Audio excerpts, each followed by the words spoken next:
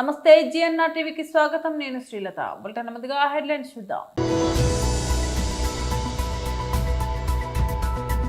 తెలంగాణ భవన్లో బీఆర్ఎస్ నాయకుల press meet. Anantapuram YSRCP జిల్లా అధ్యక్షులు మాజీ ఎమ్మెల్యే అనంత వెంకటరామరెడ్డి ప్రెస్ మీట్.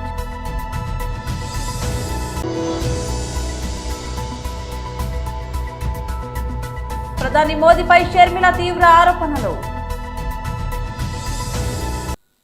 తెలంగాణ భవన్లో బీఆర్ఎస్ నాయకుల ప్రెస్ మీట్. నాడు సమైక్య ఆంధ్రప్రదేశ్లో మనమందరం కూడా నిరసనలు తెలియజేశాం. చేసి సమైక్య ఆంధ్రప్రదేశ్ రాష్ట్రంలో ఉన్నటువంటి ప్రభుత్వము సుప్రీంకోర్టులో దానిపైన ఎస్ఎల్పి వేసి స్టే తీసుకోవడం జరిగింది. ఏది కృష్ణా వాటర్ ట్రిబ్యునల్ ఇచ్చినటువంటి అవార్డును గెజిట్ నోటిఫికేషన్ చేయకుండా, కేంద్ర ప్రభుత్వం గెజిట్ నోటిఫికేషన్ చేయకుండా దాన్ని ఆచరణలో పెట్టకుండా చేయాలని చెప్పి ఆనాటి సమైక్య ఆంధ్రప్రదేశ్ రాష్ట్రంలో వేసినటువంటి మరి ఆ ఎస్ఎల్పి పైన సుప్రీంకోర్టు స్టే ఇచ్చింది. కాబట్టే మీకు అందరికీ తెలుసు, మనకందరికీ తెలుసు, ఆ అల్మెట్టి ప్రాజెక్టు గేట్స్ డిజైన్ మాత్రం 524 చేసుకున్నారు, కానీ 519 వరకే వాటిని కట్ చేసిండ్రు. ఆ మిగతాది స్పేసు ఖాళీ పెట్టవలసినటువంటి అవసరం వచ్చింది, ఎందుకంటే సుప్రీంకోర్టు తీర్పు ఆ విధంగా స్టే ఉంది కాబట్టి. సో నిర్మాణం మాత్రం చేసుకున్నారు, కానీ గేట్ మాత్రం పెట్టలేదు. కాబట్టే ఈరోజు కృష్ణా నదిలో మరి ఆ ప్రవాహాలు ఉండడానికి గల కారణమే అది. మరి ఈరోజు మేము లీగల్ టీం ప్రెస్ మీట్ పెట్టడానికి కూడా కారణం, అతి ముఖ్యమైన కారణం ఏంటంటే, సుప్రీంకోర్టు స్టే ఇచ్చినప్పటికీ సమైక్య ఆంధ్రప్రదేశ్ రాష్ట్రంలో ఇచ్చినటువంటి స్టే తదనంతరము 2014లో రాష్ట్ర విభజన జరిగిన తర్వాత మరి కేసీఆర్ గారు ముఖ్యమంత్రి ప్రమాణ స్వీకారం చేసిన వెంటనే మళ్ళీ మన రాష్ట్ర ప్రభుత్వం, తెలంగాణ రాష్ట్ర ప్రభుత్వం కూడా సుప్రీంకోర్టులో మరి ఎస్ఎల్పి వేసి మరి ఇదివరకు ఇచ్చినటువంటి స్టేకి మరి ఈ పిటిషన్ను టై అయింది. అంటే ఆనాడు ఆంధ్రప్రదేశ్ రాష్ట్రం వేసింది కాబట్టి అది వాళ్ళు పర్సూ చేస్తున్నారు. మనం కొత్తగా మరి 2014లో తెలంగాణ వచ్చిన వెంటనే తొలి రోజుల్లో పెట్టే కేసీఆర్ గారు మరి ఆదేశానుసారం ఆ రోజు రాష్ట్ర ప్రభుత్వము సుప్రీంకోర్టులో ఎస్ఎల్పిఎస్సి స్టేని కంటిన్యూ చేస్తున్నాం. మనం ఈరోజు ఏం జరిగింది, మొన్న కర్ణాటక ముఖ్యమంత్రి గారు, అదేవిధంగా మరి అక్కడ ఉన్నటువంటి ఇరిగేషన్ శాఖ మంత్రి గారు వాళ్ళందరూ కూర్చొని క్యాబినెట్ డిసిషన్ తీసుకొని 1,33,000 ఎకరాల భూమిని అక్వైర్ చేయడానికి డెసిషన్ తీసుకొని ఎకరానికి 25 లక్షలు, 30 లక్షలు, 40 లక్షల చొప్పున ఇవ్వాలని చెప్పి 70,000 కోట్ల బడ్జెటు మరి పెట్టుకున్నారు. ఆ 70,000 కోట్లు ఈ సంవత్సరం, వచ్చే సంవత్సరం రిలీజ్ చేసి భూసేకరణ జరగాలని చెప్పి మరి కర్ణాటక రాష్ట్ర ప్రభుత్వం అంటే ఎవరు ఇవాళ పరిపాలించేది? కాంగ్రెస్ పార్టీకి సంబంధించిన ప్రభుత్వం ఈరోజు కర్ణాటకలో ఉన్నది. తెలంగాణ రాష్ట్రంలో మరి కాంగ్రెస్ ప్రభుత్వం ఉంది, రేవంత్ రెడ్డి గారు ఇక్కడ ముఖ్యమంత్రి. అనంతపురం వైఎస్ఆర్సీపీ జిల్లా అధ్యక్షులు మాజీ ఎమ్మెల్యే అనంత వెంకటరామరెడ్డి ప్రెస్ మీట్. పెద్ద ఎత్తున కూడా ముఖ్యంగా వైద్యము, విద్య, అలాగే క్రీడా రంగాలలో కూడా అనేక రకాలు కూడా చేసేసి ఈ జిల్లాను కూడా పేదరికాన్ని తీయడానికి, వారిని కూడా విద్యావంతులు చేసి అందరూ కూడా ఆరోగ్యంగా చేయడానికి, అంటే ప్రభుత్వానికి సమాంతరంగా, రాష్ట్ర కేంద్ర ప్రభుత్వాలకు సమాంతరంగా కూడా ఇక్కడ అనేక రంగాల్లో కూడా సేవలు చేస్తున్న సంస్థ ఈరోజు ఉనికినే కోల్పోయే పరిస్థితి కూడా ప్రభుత్వం తీరుతో కూడా వచ్చింది. ముఖ్యంగా కేంద్ర ప్రభుత్వంతో ఒక మతాన్ని అడ్డం పెట్టుకోను, లేకపోతే మతబూచి అనేది కూడా చూపి ఈ దేశం నుంచే ఆర్డిడి సంస్థకు కూడా సేవలు అందించలేని విధంగా కూడా కేంద్ర ప్రభుత్వం యొక్క విధానం ఉంది. దీనికోసమే కూడా ఎంతోమంది కూడా మన ప్రజలు, జిల్లా ప్రజలు, అలాగే అందరు కూడా ఆంధ్ర రాష్ట్రం అంతా కూడా ప్రజలు కూడా ఎంతో కూడా ఆందోళన కూడా వ్యక్తపరుస్తున్నారు. ఇప్పటికే కూడా వారందరూ కూడా భయాందోళనకు కూడా లోనే కూడా ఉంది.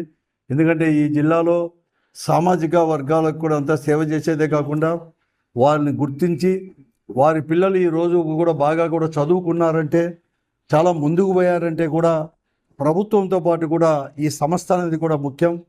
వారిలో ఎంతో కూడా చైతన్యం కూడా కల్పించింది. మరి అలాగే మహిళా సాధికారత కోసం కూడా ఎంతో కష్టపడింది. అలాగే ఈరోజు ఇక్కడ బత్తలపల్లి హాస్పిటల్ కావచ్చు, కనేకల్ హాస్పిటల్, కళ్యాణ్ దుర్గ్ హాస్పిటల్, ఇవన్నీ కూడా ఎంతో కూడా వైద్య సేవలు కూడా అందిస్తుంది. ఒక బత్తలపల్లి హాస్పిటల్లోనే సంవత్సరానికి వచ్చేసి మామూలుగా కూడా 8.5 లక్షల మంది కూడా అక్కడ అటెండ్ అయ్యి కూడా సేవలు కూడా తీసుకుంటున్నారు. పీనాకో చేసి అంటే దాని సేవలు కూడా ఎలాంటివో కూడా అందరూ కూడా తెలుసుకోవాల్సిన అవసరం కూడా. మరి ముఖ్యంగా కరోనా లాంటి పరిస్థితుల్లో ఇక్కడ అనేది కూడా ఎవరికి కాకుండా ఒక ప్రభుత్వానికే మార్గదర్శకంగా ఉండేటట్లు కూడా చాలా స్వచ్ఛందంగా కూడా ధైర్యంగా కూడా ఎంతో ఎఫెక్టివ్గా కూడా చేసిన విషయం కూడా అందరికీ కూడా తెలిసిన విషయం. అటువంటి సంస్థనే కేవలం కేంద్ర ప్రభుత్వం యొక్క ధోరణి అంటే FCRA పునరుద్ధరించుకోకుండా దానివల్ల సేవలు నిలిచిపోయే పరిస్థితి కూడా వచ్చింది. ఈరోజు చాలా కూడా అన్ని సంఘాలు కూడా, ప్రజా సంఘాలు కావచ్చు, దళిత సంఘాలు కానీ, రాజకీయ పార్టీలు కూడా పెద్ద ఎత్తున ఆందోళన కూడా వ్యక్తపరుస్తూ ఉంది. అలాగే వీటి పరిస్థితి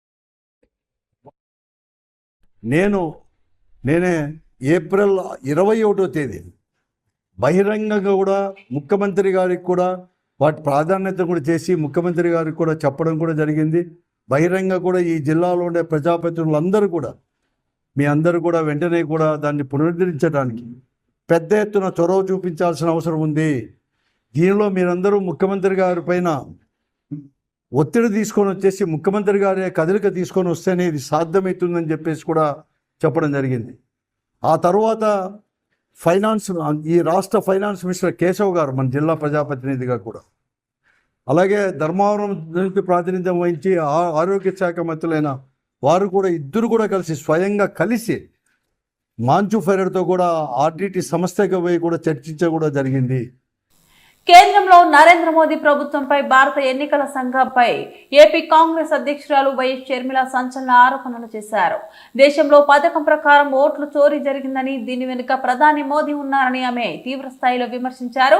కాంగ్రెస్ నేత రాహుల్ గాంధీ ఓట్ల లెక్కింపు వ్యవహారంపై ఆధారాలతో మాట్లాడుతుంటే ప్రధాని మోదీ బండారం బయటపడుతుందని గురువారం ఎక్స్ వేదికగా వ్యాఖ్యానించారు. దేశంలో ప్రజాస్వామ్యాన్ని కాపాడాల్సిన ఎన్నికల బీజేపీకి కీలు బొమ్మగా మారిందని షర్మిల ఆరోపించారు.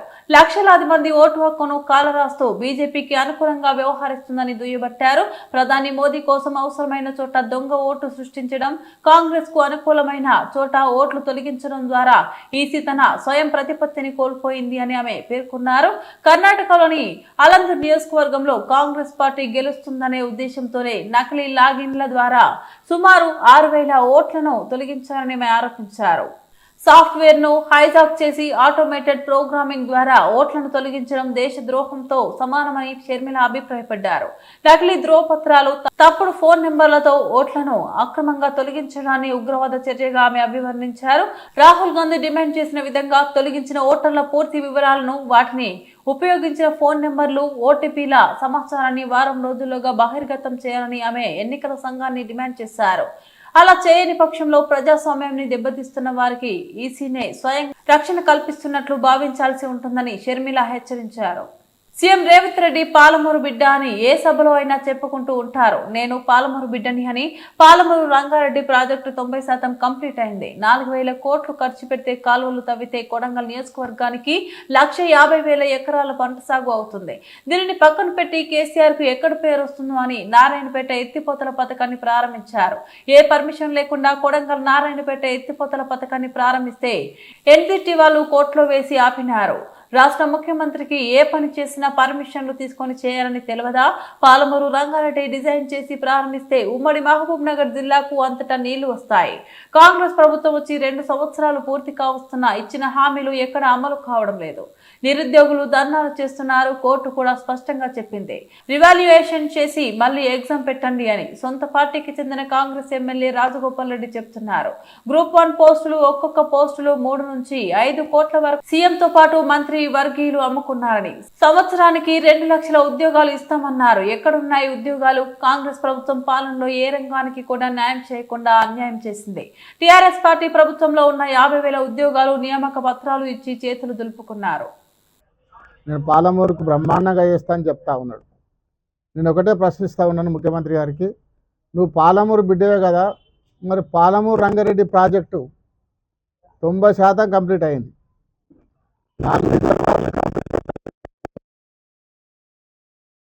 4,000 కోట్లు ఖర్చు పెడితే కాల్వలు తవ్వితే మన కొడంగల్ నియోజకవర్గానికి 150,000 ఎకరాలకు సాగునీరు వస్తుంది.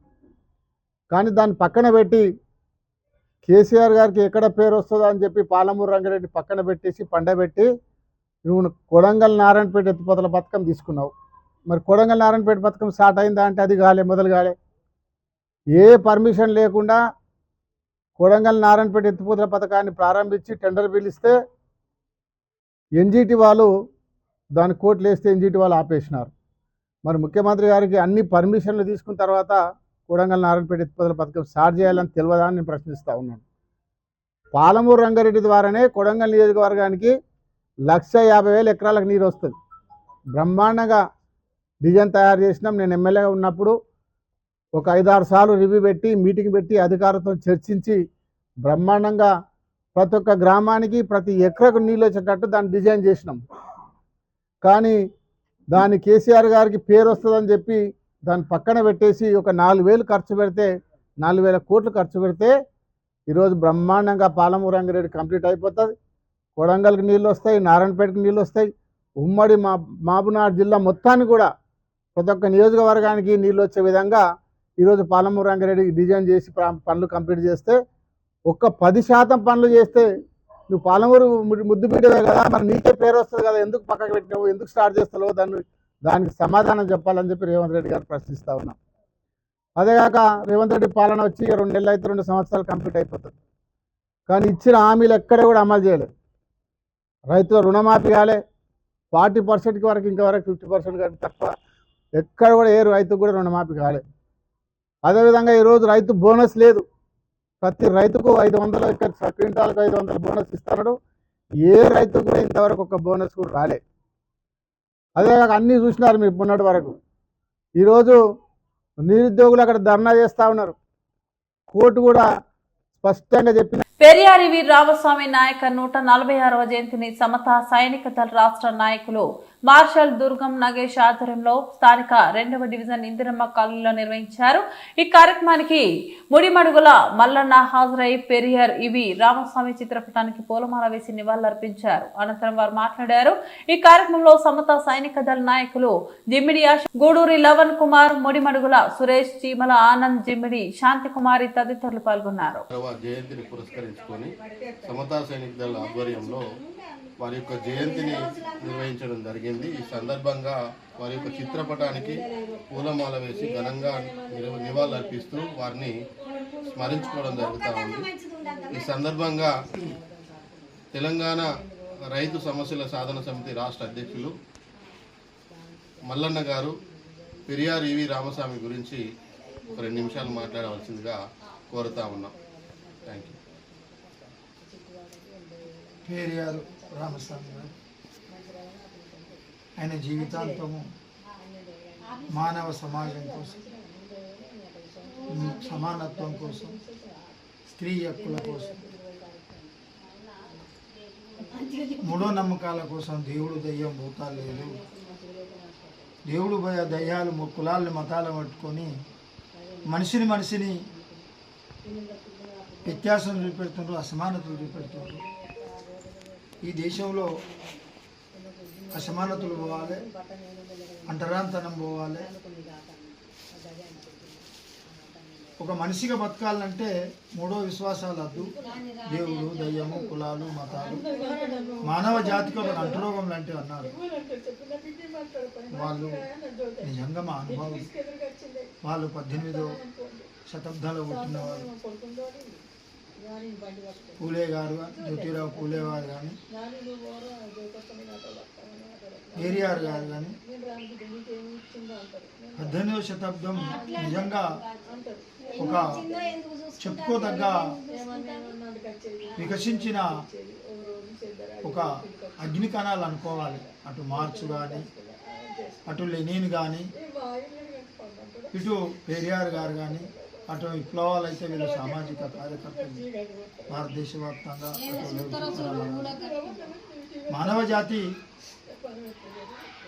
అసమానతలుంటే మనిషి అనగారిపోతాడు, అసమానతలుంటే బానిసత్వం ఉంటుంది, అసమానతలుంటే ఆకలి ఉంటుంది, అసమానతలుంటే విజ్ఞానం ఉండదు, మనిషిని ద్వేషించుకునే ఉంటుందని చెప్పిన వాళ్ళు. కూడు, గుడ్డ, విద్య, వైద్యం అని నిజంగా అటు జ్యోతిరావు పూలే 1848 46 ఒక మహిళ ఒక పాఠశాల ఏర్పడి మహిళల కోసం ఎన్నో కష్టాలు వాడు చేసిన వాళ్ళు. అందులో తమిళనాడులో పుట్టి ఉన్నంత వర్గంలో పుట్టిన పెరియార్ గారు కూడా కులాలకు, మతాలకు, దేవుళ్లకు, దయ్యాలకు, కులాలకు, అసమానతల వ్యతిరేకంగా ఒక ఉన్నతమైన ఉనికి కోసం మానవుడు మనిషిగా బతకాలంటే, నిజంగా ఒక ఉన్నతమైన బతకాలంటే, ఒక ధైర్యంగా నివసించాలంటే ఈ ప్రకృతిని ఉన్నట్టు మాట్లాడాలి. లేనిది ఉన్నది కలుషితం చేసి. రాష్ట్ర కార్మిక శాఖ మంత్రి వాసంశెట్టి సుభాష్ పై అక్కస్సుతో అసత్య ప్రచారాలను చేయడంలో వైసీపీ నాయకులు విషవృక్షంగా తయారయ్యారని, వాస్తవాలు తెలుసుకోకుండా నిరాధార ఆరోపణలు ఇస్తే చూస్తూ ఊరుకోబోమని రామచంద్రపురం నియోజకవర్గంలోని టీడీపీ శెట్టి బలిజ నాయకులు హెచ్చరించారు. రాష్ట్ర BCCL organizing secretary Penke Sambasivarao, K Gangavaram మండల మాజీ జెడ్పీటీసీ మేడిశెట్టి రవికుమార్, మాజీ మున్సిపల్ కౌన్సిలర్ దంగేటి గౌరీశంకర్, శెట్టి బలిజల సంఘం నాయకులు వల్లు అర్జునరావు, వనం వీరబ్రహ్మంలు బుధవారం ద్రాక్షారామంలో మీడియాతో మాట్లాడారు. ఈ సందర్భంగా వారు మాట్లాడుతూ శెట్టి బలిజల కుల ధృవీకరణ పత్రం విషయంలో గత వైసీపీ ప్రభుత్వంలో జరిగిన తప్పులు సవరిస్తూ మంత్రి సుభాష్ సీఎం చంద్రబాబు దృష్టికి తీసుకెళ్లి పరిష్కరించారని, ఈ విషయంపై అవగాహన లేకుండా వైసీపీ నాయకులు కుల రాజకీయాలను చేస్తున్నారన్నారు. రాష్ట్రంలోని శెట్టి బలిజ సామాజిక వర్గాన్ని ఓసీలో చేరుస్తున్నారంటూ కొందరు వైసీపీ నాయకులు చేస్తున్న దుష్ప్రచారాన్ని తీవ్రంగా ఖండిస్తున్నామన్నారు. 35 కోట్లకి ఎందుకో అది చేయటం జరిగింది. అయితే అది వాళ్ళు తీసుకున్న ప్రకారం కాంట్రాక్టర్ కల్వర్టర్లో కట్టడానికి 4-5 కల్వర్టర్లు ఉన్నాయి. అక్కడ కల్వర్టర్లు వేసి కట్టి రోడ్డు చేసి గ్రామాల్లో సీసీ రోడ్డు వేసి అభివృద్ధి చేయవలసినటువంటి బాధ్యత ఆ కాంట్రాక్టర్కి ఉంది. అయితే ఆ కాంట్రాక్టర్ మరి ఎందుచేత చేయలేకపోయాడో, ఎందుచేత వెనకాడికి వేసాడో మొత్తం మీద భయపడ్డాడు. మరి ఈ ప్రతి ఒక్కడు కమిషన్లు అడిగేసి నాకెంత ఇవ్వాలి, నా గ్రామం ఇది, నేను ఇవ్వాలా, నాదా ఇవ్వాలా అని చెప్పేసి ఈ కమిషన్ల కుర్తులో భయపడి వెనక్కిపోయాడు. అయితే ఆ సమస్యగా వదిలేసిపోయారు. ఎవరు పోయారు? మినిస్టర్ చెల్లిపోయిన వేణుగోపాల్ పోయాడు, ఈ కాంట్రాక్టర్ పోయాడు. మధ్యలో ఎవరు దెబ్బతిన్నారంటే ఆ కార్దూర్ మండల గ్రామాల మొత్తం పరిసర ప్రాంతాలు 26 మండలాలు దెబ్బతిన్నాయి. 26 గ్రామాలు దెబ్బతిన్నాయి. మేము గొల్లపాలెం నుంచి కార్దూరు వెళ్ళాలంటే నడుము పడుతుంది ఇవాళ. అదే కార్దూరు నుంచి గొల్లపాలెం రావాలన్నా, కొయ్యేరు వెళ్ళాలన్నా నైట్ సమస్య చాలా ఎక్కువగా ఉంది. అయితే స్కూల్ బస్సు పిల్లలకి కూడా సమస్యగానే ఉంది. బస్సు వెళ్ళటం రావటం ఏ ప్రమాదాలు జరుగుతాయని, ఆటోలు అయితే పూర్తిగా వెళ్ళబోతున్నాయి. ఈ సమస్యలన్నీ తెలుసు. ఇవన్నీ ఎవరి ద్వారా వచ్చాయి ఈ సమస్యలు? గత ప్రభుత్వం వైఎస్ఆర్ ప్రభుత్వం చేయకపోవడం వల్ల వచ్చినటువంటి సమస్యలు. కాంట్రాక్టర్ ఎవరు? వైఎస్ఆర్లో పార్టీ ఉన్నప్పుడు కదా కాంట్రాక్టర్కి ఇచ్చారు. తెలుగుదేశం ఉండగా వచ్చిందా? వాడు వదిలేసి వాడు భయపడిపోయి మేతట్లాగా భయపడిపోయి అతను వెళ్ళిపోయి సృష్టించినటువంటి సమస్య కాబట్టి ఇది. మరి రాజూరు మండలం మరి 26 గ్రామస్తులు ప్రజలకు కూడా నమస్కారాలు. ఎందుకంటే అది మా తెలుగుదేశం గవర్నమెంట్లో కూడా ఆ రోడ్డు విషయం సుభాష్ గారికి క్షుణ్ణంగా తెలుసు. గతంలో అయితే వాళ్ళు ఫెయిల్ అయ్యారు. మన గవర్నమెంట్ అయితే మరి కాంట్రాక్టర్లు బిల్లులు రాకపోవడంతో అది నిర్లక్ష్యం తప్ప వేరే ఉద్దేశం ఏం కాదు. అదే గ్రామం మనకి మండలం అడ్డుకోవడం కాబట్టి అందరూ కూడా సమస్యలో ఇబ్బంది పడతారు. మొన్న అదే ఇవాళ సూర్యపేట వైసీపీ వాళ్ళు పనిచేయలేదు కాబట్టి మన సుభాష్ గారు చేసాం. సుభాష్ గారు చేసిన తర్వాత కూడా మరి ఇలా మాట్లాడుతున్నారని చెప్పి అయితే కూడా ఏదైతే దానికి కూడా మేము, ఎందుకంటే సుభాష్ గారు దాని మీద పూర్తి అవగాహన ఉంది. అవగాహన లేకుండా మాట్లాడారు, ఎవరికి అవగాహన లేదని అంటున్నారు. దయచేసి విభేదాలకు వెళ్ళొద్దు. ఎందుకంటే అక్కడ అయితే కాజులూరు మండలం ఎట్టగోడలు కాబట్టి సమస్య ఉంది కాబట్టి దాన్ని మన ఆగస్టు 5వ తారీఖు కూడా మరి సచిన్ గారు కానీ మంత్రి గారు కూడా కాంట్రాక్టర్ గారు దాన్ని ఈ బిల్లు మేము చేస్తాం, మీరు వెంటనే మొదలెడతాం కూడా ఆదేశాలు జారీ చేశారు. ఎందుకంటే కాంట్రాక్టర్ డబ్బులు ఇవ్వలేకపోతే వల్ల ఇబ్బందులు జరుగుతున్నాయి తప్ప దీన్ని ఎవరో కూడా రాజకీయం చెయ్యొద్దు.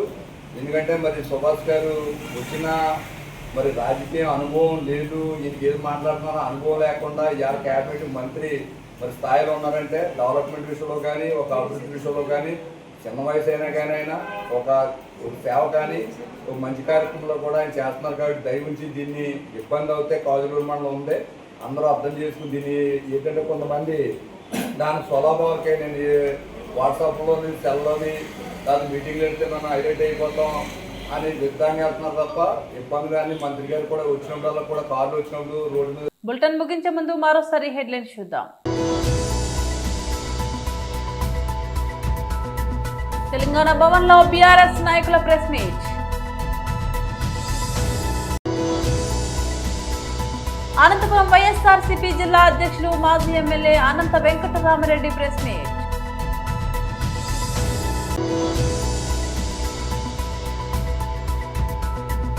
ప్రధాని మోదీపై షర్మిల తీవ్ర ఆరోపణలు. ఇవి బులెటిన్ అప్డేట్స్. మరో బులెటిన్ లో మళ్ళీ కలుద్దాం. అంతవరకు సెలవు. నమస్తే.